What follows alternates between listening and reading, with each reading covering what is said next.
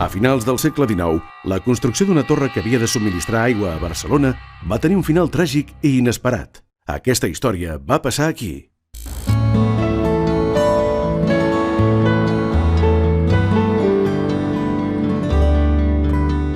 Estem a la plaça Ramon Calsina del Poblenou, al barri de Sant Martí de Provençals, davant de la Torre de les Aigües del Besòs, que va donar de beure a la ciutat de Barcelona durant 10 anys, des del 1882 fins al 1892.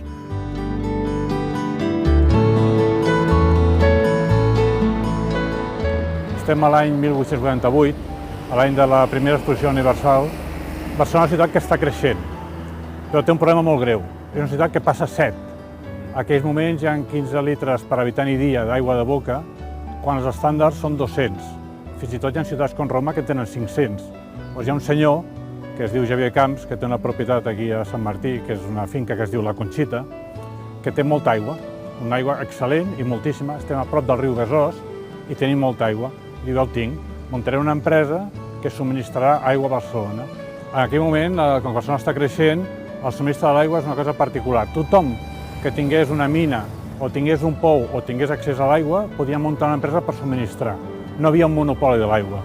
Qualsevol empresari podia subministrar. I de fet, a part d'aquesta torre hi ha moltes altres. A l'Eixample hi ha una torre de les aigües dintre d'una illa, a Horta hi havia mines que recollien aigua. Eren petites empreses que subministraven aigües a Barcelona.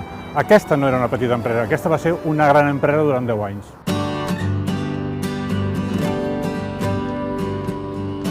El Xavier Camps, que tenia aquesta propietat, li va encarregar amb un químic farmacèutic de l'època que es deia Canuda Salada, que avui seria una eminència, seria Premi Nobel. Fa uns anàlisis i diu que aquesta aigua és excel·lent, que n'hi ha tanta com vulguin, fan proves, en surt moltíssima, i aquí comença la veritable empresa de subministrament d'aigua cap a Barcelona. L'obra l'encarrega amb un arquitecte, que és en Pere Falqués, que en aquells moments és arquitecte municipal de Sant Martí de Provençals. És la segona obra que farà, és un arquitecte molt jove, i farà aquesta obra que és magnífica.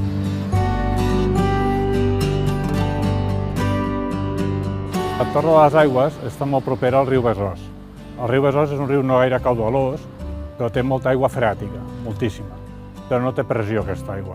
Si aquesta aigua la volíem enviar fins a Barcelona, què ens calia?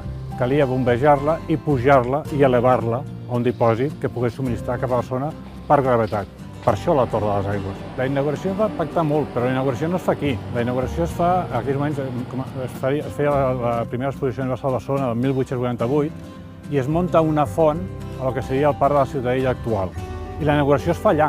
Es fa per demostrar la capacitat que té la torre i, evidentment, es convida a totes les autoritats, eclesiàstiques, civils, militars, es fa un gran banquet sota tota la premsa, però no s'inaugura aquí.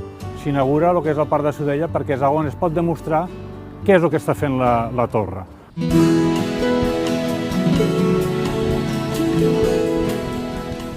A cap de 10 anys, això va ser un fracàs. Per què va ser un fracàs? Si tots recordem o pensem en el Delta de l'Ebre, si no portem aigua dolça, l'aigua del mar penetra cap a dintre. Es converteix l'aigua en salada. Estem a la conca mediterrània i pot ser que en un llarg període de sequera, 4 o 5 anys que no plogui, passés això, que l'aigua del mar penetrés i aquesta aigua sortís salada. Va passar de ser una aigua excel·lent, el principal client era l'Ajuntament de Barcelona, i va fer un informe demolidor que deia que l'aigua no servia ni per regar les plantes. Aquesta empresa, que havia donat molts diners, de cop i volta es converteix en una ruïna. Diuen que l'empresari, el Xavier Camps, se'n va anar a casa seva i va escriure una nota on deia que per les seves venes corria aigua salada. Va vindre a la torre, va pujar al punt més alt i es va llençar al buit.